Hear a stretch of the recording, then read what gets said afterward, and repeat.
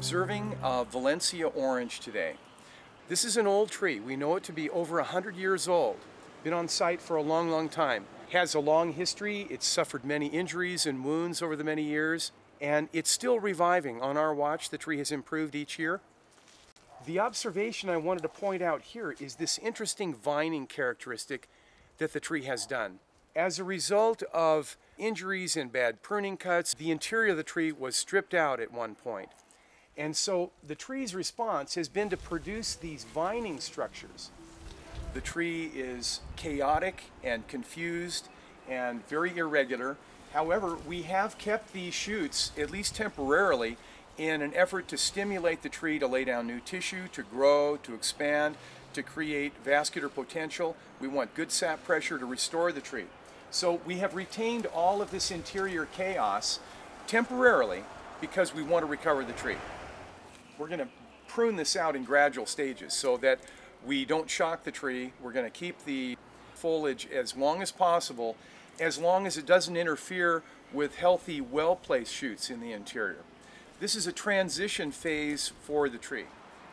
Every time we observe a tree, we are seeing that tree in a snapshot of its lifespan.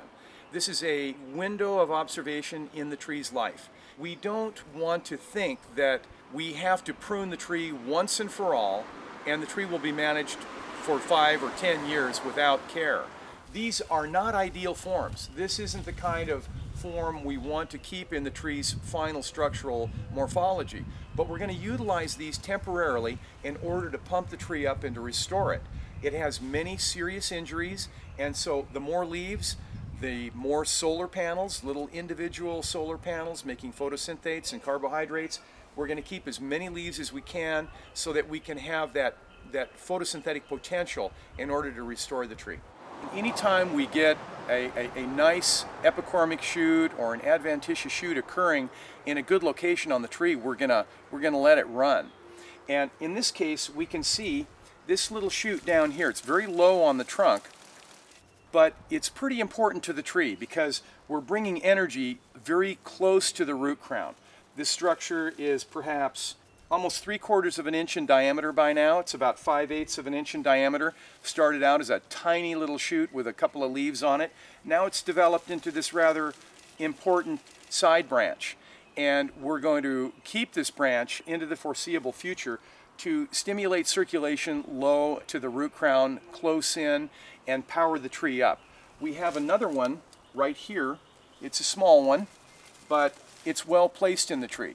We're going to keep this for a couple of reasons. We want to bring the canopy in and down, compact, complex. We want to have a lot of foliage, a lot of leaves to power the tree up.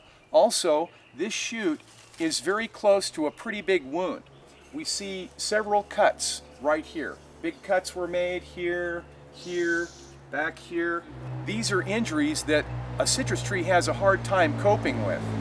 So we're going to keep these interior shoots because of the value of circulation and vascular potential that they represent. This tree is still a great fruit producer. It makes beautiful fruit and has a lot of beauty and presence on the site. So we're going to keep this tree, but we're still under restoration.